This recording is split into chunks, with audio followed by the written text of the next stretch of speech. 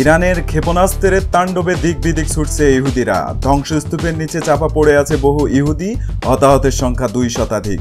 ইরানি প্রতিরক্ষা বাহিনীর প্রতিরোধের মুখে মুখ থুবড়ে পড়েছে ইসরায়েলি যুদ্ধবিমান F-35।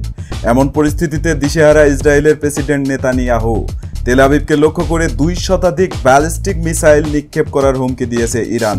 যে কোনো মুহূর্তে ধেয়ে আসতে পারে ইসরায়েলকে ধ্বংসকারী ইরানি ক্ষেপণাস্ত্র। ইসরায়েলকে ইরানের হাত থেকে রক্ষা করতে কি করবে ইসরায়েলের মিত্ররা, এমন বার্তা দিয়েছে ইরান। সামরিক কর্মকর্তা ও পরমাণু বিজ্ঞানীদের হত্যার প্রতিশোধ নিতে ইসরায়েল জুড়ে ব্যালিস্টিক ক্ষেপণাস্ত্র হামলা অব্যাহত রেখেছে তেহরান। অপারেশন ট্রু প্রমিস 3-র অংশ হিসেবে এসব হামলা পরিচালনা করেছে ইরানের সর্বোচ্চ প্রতিরক্ষা বাহিনী IRGC। তবে ইরানকে লক্ষ্য করে পাল্টা আক্রমণ চালাচ্ছে ইসরায়েলও। কিন্তু দুই পক্ষের হামলার বিস্তর পার্থক্য দেখা যাচ্ছে।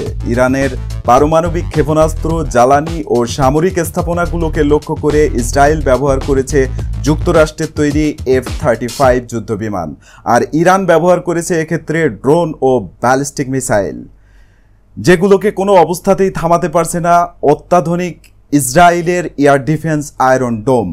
ইরানকে লক্ষ্য করে যুক্তরাষ্ট্রের তৈরি F-35 যুদ্ধবিমান দিয়ে হামলা চালালেও কৌশলী ইরানের কঠোর প্রতিরক্ষা বলয় ভাঙতে পারেনি যুক্তরাষ্ট্রের তৈরি যুদ্ধবিমানগুলো।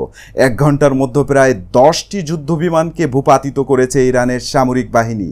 ইরানের নিরীহ মানুষের উপরে ইসরায়েলের হামলা বন্ধ না হলে ইসরায়েলের আস্তানা লক্ষ্য করে ক্ষেপণাস্ত্র হামলা অব্যাহত রাখার কঠিন সিদ্ধান্ত নিয়েছে ইরান। সেই সাথে সাথে ব্যালিস্টিক মিসাইল দিয়ে তেল আবিবকে ধ্বংস করার কঠিন হুমকি দিয়েছে তেহরান।